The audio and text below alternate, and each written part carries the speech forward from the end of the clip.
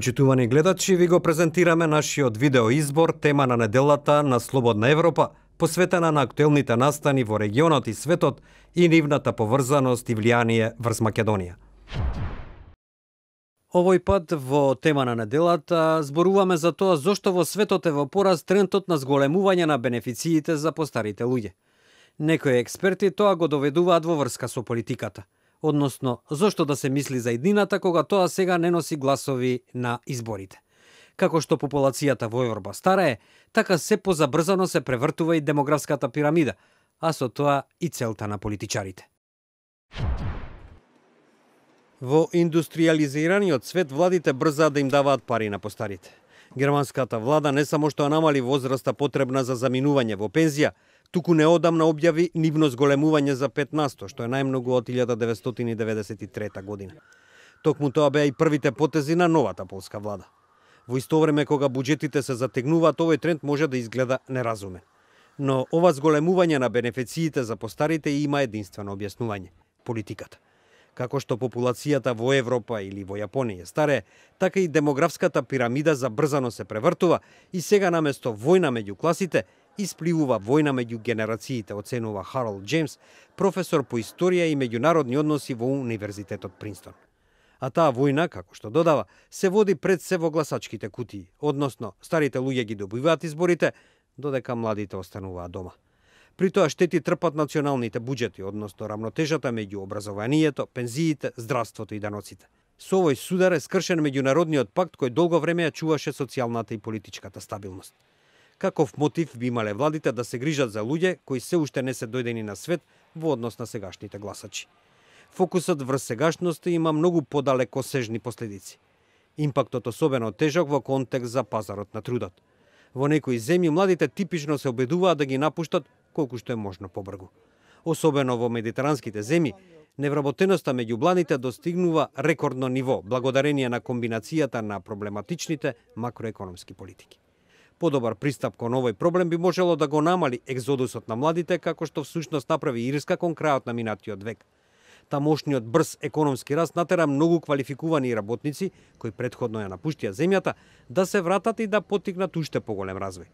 Но за да се направи тоа, земјите треба да бидат поотворени и повеќе иновативни, што не е мал подвиг, особено кога постарите имаат политичката контрола. На штета на младите не одат само националните економии. Сегашните генерации представуваат своевиден данок за нивните наследици со оглед на нивните можности за живење. Некои коментатори ваквиот товар го опишуваат многу побрутално, наведувајќи дека сегашните генерации всушност ја колонизираат иднината, како што тоа го правеа европските колонизатори во минатото, грабајќи ги богатствата на земјата, оставајќи им ја осиромашена на оние што тие ги колонизираа. Може да се каже дека е безнадежно наивно да се очекува алтруизам од сегашната генерација. И секако, во денешната самозадоволна култура, тешко може да се очекува луѓето да ги стават интересите на идните генерации на прво место. За сега, сигурносниот вентил што го обезбедува движењето на трудот, може да го намали револтот кај младите против себичноста и самозадоволството на старите. Прашањето е што ќе се случи кога можностите во странство нема да бидат подобри од оние дома, заклучува професор Харолд Џејмс. Тоа беше прилогот од студиото во Прага. Нашиот неделен видеоизбор го продолжуваме со информација и реакција на истата тема од Скопје. Во Македонија, како и во светот, е забележлив трендот да им се зголемуваат бенефициите на постарите лица. Пензионерите со години се главната цел на владата со оглед на тоа што тие се редовни гласачи на изборите. На некој од нив им е јасно дека станува збор за маркетинг со цел владата да ја придобие нивната наклонетост. Бесплатен железнички автобуски превоз, бесплатна бања, повисоки пензии и намалени цени на лекови, бесплатно болничко лекување за пензионерите кои земаат пензија под просечната. Ова се дел од мерките кои ги презема владата за подобрување на животот на пензионерите во земјата. Пензионерите години наназад се главниот таргет на владата, имајќи предвид дека тие редовно излегуваат да гласаат на избори. Пензионерите велат дека се задоволни од мерките, но не сите ги користат. Не сум користела, но доволно е тоа што тој ги покачи пензиите, се покачени пензиите, многу, ви велам. Јас отидов со мала пензија, меѓутоа со покачувањето, нели годишно, јас веќе лимитот го достигнат. Немаме ништо замерка за белешки. Да има повеќе. Да, платите се и пензионерските пензии се мали, меѓутоа и државните се мали, не се така задоволителни, бар на телевизија што гледаме, што слушаме. Иначе ние сме си задоволни, сме завршили своето и сега умирување. Чекаме вторник, петок, сабота, недела. Тоа е обавезно. И картиците сега ми се згодни, стави таму картица и супер. Јас се скептик за тие работи, тоа бесплатно, еве јас сум пензионер, меѓутоа не го користам. Скијањето цел живот, по спортот и скија, меѓутоа ја на шала една така, изборам покрај амбулантно возило и за скијање треба и погребало на црквунот. Така да скијањето на 60 и кусур години ретко кој случува тоа го практикуваат луѓе кои цел живот скијале. Сега да го качите вие човек на 60 години кој никош не бил на ски, узорно.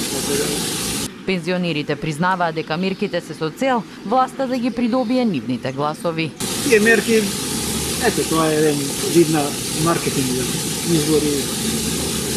Колку тоа влие, најверојатно дека влие. Нагласаме и да и поголема групација на луѓе со пензионерите.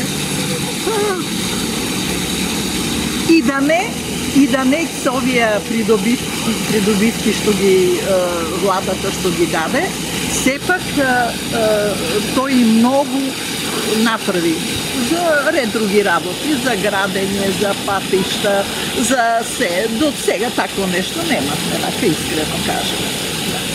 Тоа е глупо така да се размислува само кога има избори. Бар за мене е глупо. А иначе, ние сме си задоволни што си имаме над 10.000 пензија. Али уште уште повеќе, малце повеќе да ни дадат. Со 20.000 пензионерите ќе бидат супер.